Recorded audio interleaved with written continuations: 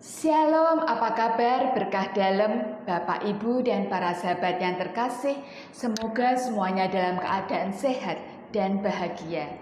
Kembali berjumpa dengan saya Evi dari Kota Kudus. Saya akan membagikan renungan Lexio Divina yang diambil dari Injil Matius bab 21 ayat 28 sampai 32. Perumpamaan tentang dua orang anak. Ketika saya masih kecil, orang tua saya mengajarkan tanggung jawab dengan meminta saya untuk melakukan pekerjaan rumah, menyapu, mengepel, bersih-bersih, cuci piring, dan lain-lain. Tapi ketika saya sedang asik bermain bersama teman-teman atau asik membaca buku, saya jadi lupa apa yang menjadi tanggung jawab saya. Padahal saya sudah mengatakan ya untuk melakukannya. Demikian juga perumpamaan tentang dua orang anak yang disampaikan oleh Yesus. Anak yang pertama, ketika ayahnya meminta untuk pergi ke ladang, ia mengatakan ya, tapi tidak melakukannya. Ini adalah gambaran pemuka agama, ahli Taurat, orang-orang Farisi yang seharusnya dekat dengan Tuhan, orang-orang yang religiusitasnya tinggi.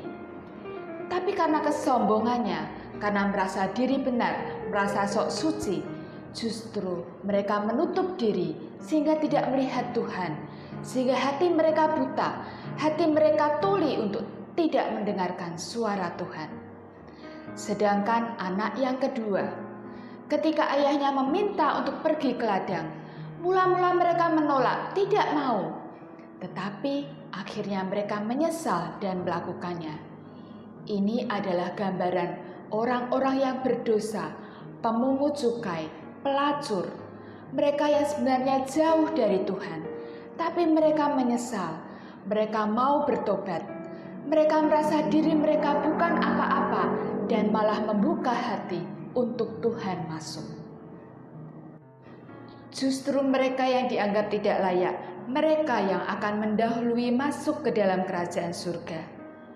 Yesus bukan membenarkan perbuatan para pemungut cukai ataupun pelacur dan orang berdosa, tapi Yesus lebih menghargai pertobatan mereka.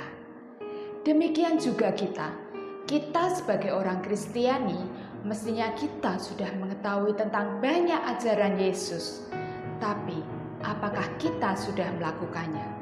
Atau malah kita menjadi sombong? Kadang kita kalau sudah menjadi aktivis di gereja, kita merasa lebih benar, kita merasa tahu segala aturan, bahkan kita menghakimi.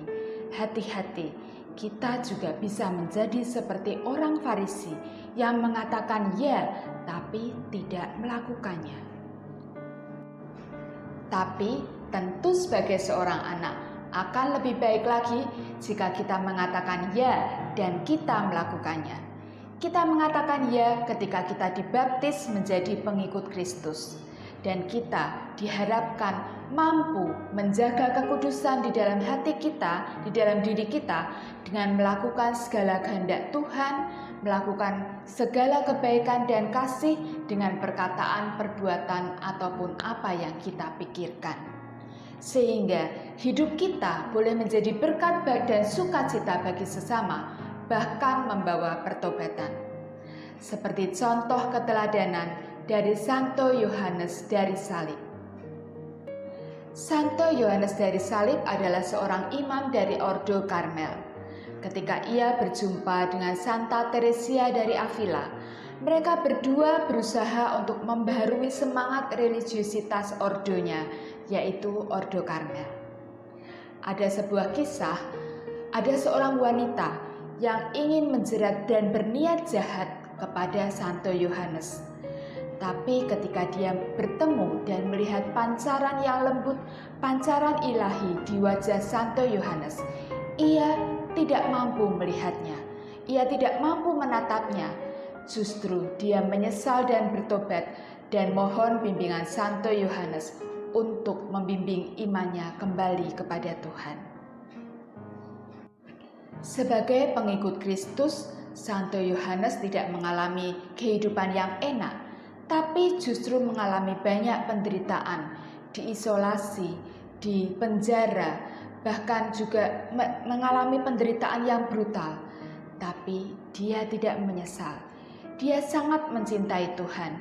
Dia menganggap penderitaan ini adalah balasan untuk membalas cinta Tuhan. Dengan quote-nya, dia mengatakan, "Cinta bukan merasakan hal-hal yang besar, tetapi dalam memiliki pendirian yang teguh dan dalam penderitaan berbagi kepada yang terkasih." Artinya, dia mengalami penderitaan itu bukan hal-hal yang besar, bukan hal yang harus dibesar-besarkan. Justru dia mengalami hal itu sebagai bentuk cintanya kepada Tuhan Yesus yang terkasih. Kita pun sebagai pengikut Kristus, kita akan menghadapi tantangan, hambatan, godaan, kesulitan dalam mengatakan ya untuk melakukan kehendak Tuhan. Tapi jika kita mempunyai cinta kepada Tuhan, kita akan mampu melewati segala tantangan dan hambatan tersebut. Maka mari kita juga mengikuti teladan Santo Yohanes dari Salib dengan langkah-langkah nyata. Salah satunya, walaupun mengalami penderitaan, kita tetap mampu bersyukur. Kita gembira karena persatuan yang erat dengan Tuhan sendiri. Yang kedua, mencoba untuk bermati raga. Caranya dengan mengurangi segala kesenangan pribadi, seperti mengurangi bermain gadget. Kita gunakan waktu untuk berdoa, untuk baca firman Tuhan atau buku rohani, atau juga mengikuti Bible learning ataupun katekese dan segala sesuatu yang bisa membantu meningkatkan iman dan cinta kita kepada Tuhan. Santo Yohanes dari Salib memohon kepada Tuhan untuk mengizinkannya mengalami penderitaan sebagai wujud cintanya kepada Tuhan. Maka marilah kita juga berusaha untuk meneladan Santo Yohanes tersebut dengan mengatakan ya, tapi juga melakukannya. Membawa kekudusan di dalam diri kita dan harus terus-menerus mengintrospeksi diri untuk bertobat dan kembali kepada Tuhan. Sekian renungan dari saya. Terima kasih dan berkah dalam.